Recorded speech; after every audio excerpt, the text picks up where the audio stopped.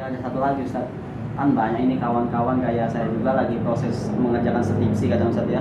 Nah ketika mungkin nanti ketika konsultasi sama dosen, banyak yang disalahin sama dosen, kadang di situ kita ngedon Ustaz. Ngedon sampai ngerasa apa kayak cuma saya sendiri yang kayak gini, padahal kawan-kawan lain kayak mulu saya jalannya, ada yang sudah wisuda, kadang kok kayak saya sendiri yang lama bener, apa emang saya yang banyak salah. Tapi kalau dipikir-pikir saya sudah berusaha kerja keras untuk mengerjakan, tapi masih ada yang salah Ustaz.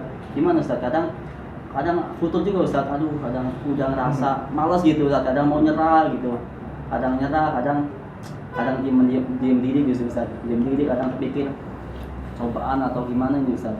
Mungkin ada nasihat Ustaz buat kami nih lagi ke skripsi Ustaz, biar semangat, biar ya emang kalau emang butuh cobaan biar agar bersabar gitu Ustaz. Iya, kayaknya ini yang sudah, ya yang sudah mengalami ya pahit getirnya ini, kayak gimana beliau yang sudah mengalami pahit getirnya menulis. Semuanya udah ngalami kayaknya. Iya, udah ngalami semua.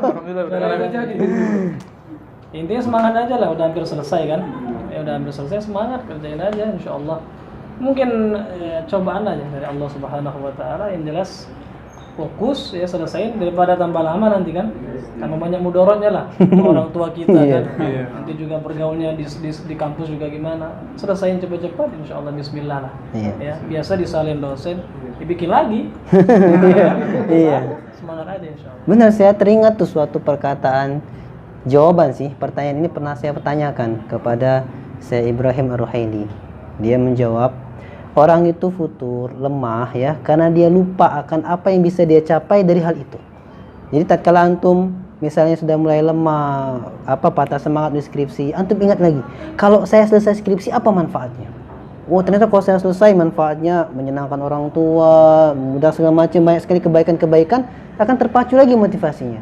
Tatkala antum nggak tahu ada kebaikan yang akan antum dapatkan setelah susah payah ini, kendor, untuk apa juga kayak gitu. Lebih baik kita harus mengingat lagi manfaat dari apa yang sedang kita kerjakan.